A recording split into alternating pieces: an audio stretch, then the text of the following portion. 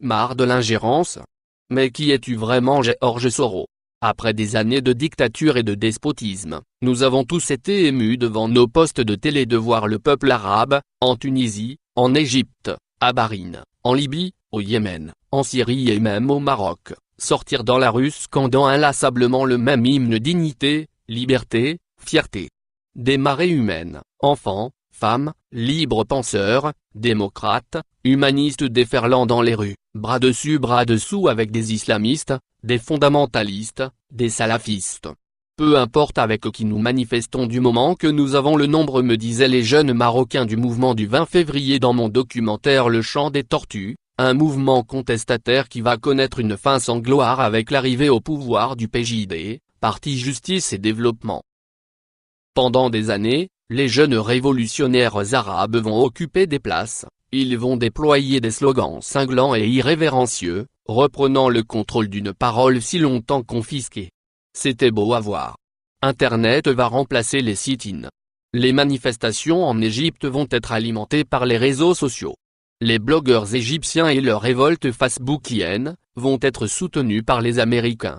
De nombreux articles ont révélé l'implication du marionnettiste américain qui en tirait les ficelles. L'UZ, Freedom House, l'Open Society Institute, OSI. Toutes des organisations américaines, financées par soit le budget américain, soit par des capitaux privés américains étaient impliquées.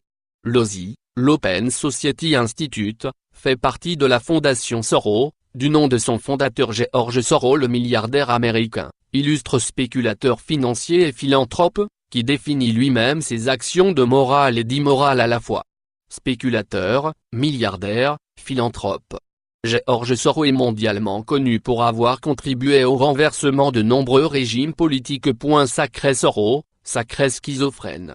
Depuis la révolution égyptienne, l'énigmatique George Soros ne cessera de m'obséder. Je vais le suivre à la trace, je vais suivre des documentaires, des reportages, lire des livres, des articles sur lui. En juin 2017, je vais découvrir un essai Les ressources Soros à la conquête de l'Afrique. https://www.vapresse.fr/show/ Les ressources Soros à la conquête de et l'Afrique P24.html. Les auteurs Stéphanie Herbe, Vincent Barbe, Olivier Laurent vont mettre à jour le système d'influence efficace et tentaculaire de George Soros en Afrique. Soros, à travers sa fondation Open Society, finance des ONG, des fondations, des médias et la société civile en Afrique. Il les utilise comme déclencheurs et pour renverser des régimes politiques. Ses actions philanthropiques lui permettent d'installer insidieusement des régimes politiques favorables à ses intérêts financiers.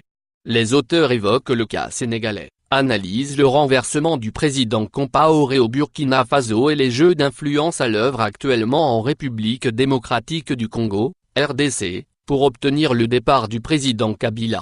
Retour en arrière. En 2001 et 2002, je vais réaliser 2 documentaires en Afrique du Sud, la Nouvelle Afrique du Sud, 8 mai. Et l'équation sud-africaine. Des relations étroites avec des journalistes vont naturellement se nouer, des projets vont voir le jour et des promesses de collaboration vont se mettre en place.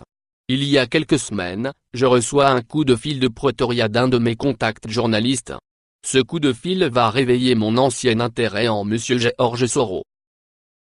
Comme dans de nombreux autres pays et élections dans le monde, selon de nouvelles preuves et selon une enquête par le département fédéral des affaires intérieures suisse et le service des impôts de l'Afrique du Sud, George Soros soutient secrètement l'opposition en République démocratique du Congo via les ONG sud-africaines In Transformation Initiative et Southern Africa Trust et l'ONG suisse Kofi Annan Foundation, s'immisce ainsi dans les prochaines élections en RDC prévues pour le 30 décembre 2018.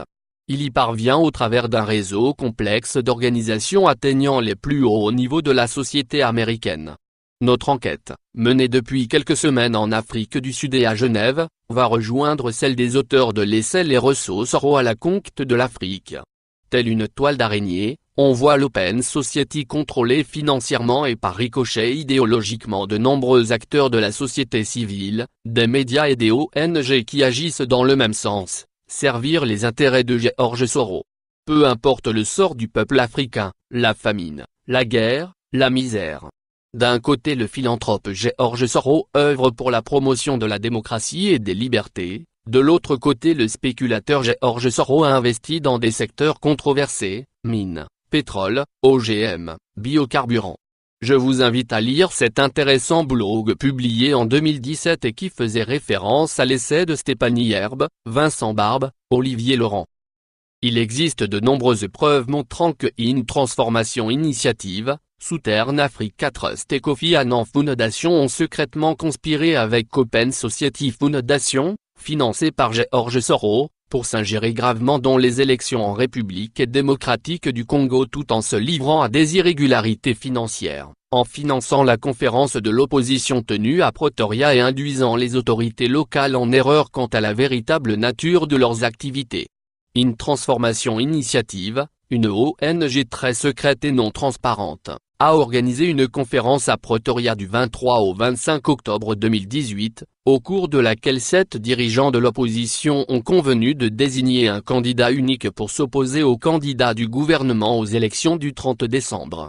Selon une enquête menée par les autorités, In Transformation Initiative est une ONG dont le fonctionnement est dissimulé, car elle n'est pas disponible sur les réseaux sociaux, elle ne présente aucun rapport financier et son budget et ses financements ne sont pas divulgués.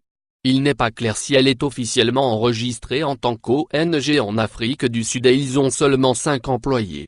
In Transformation Initiative ne semble pas avoir de bureau physique, car l'adresse de son siège social conduit à un lieu désert.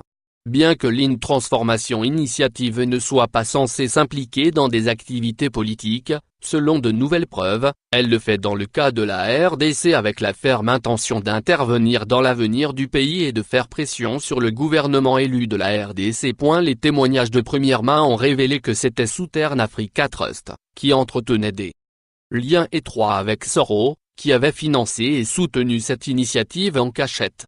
Certains des liens incluent les principaux dirigeants de Southern Africa Trust qui ont servi, et certains d'entre eux servent encore, en tant que principaux dirigeants des ONG de Soros, tels qu'Open Society Initiative for Southern Africa et Open Society Foundation.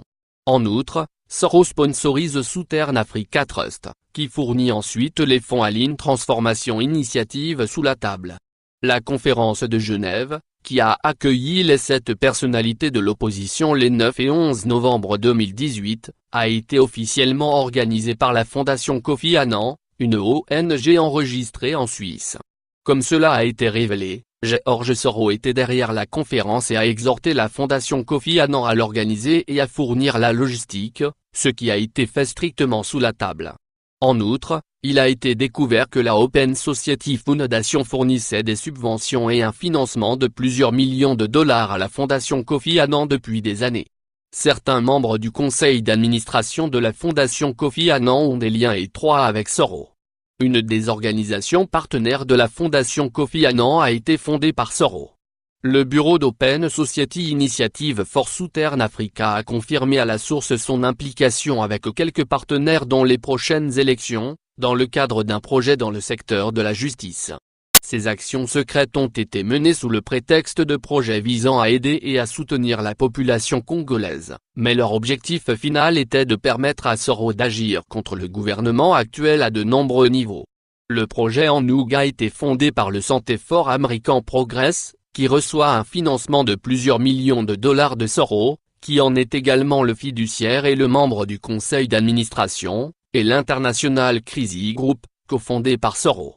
Le projet en Ouga est géré par New Venture Fund, une ONG basée à Washington qui reçoit également des fonds de Soros et collabore à des projets communs avec ces organisations.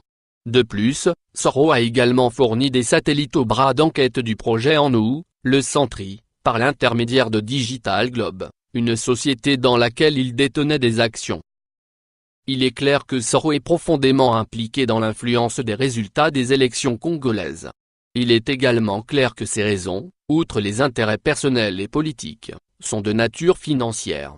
La République démocratique du Congo est l'un des pays les plus riches au monde en cuivre, diamants, cobalt, pétrole, or, coltan, étain, etc. Soros accroît ses avoirs en or depuis 2 ans et a probablement l'intention de le faire dans le futur.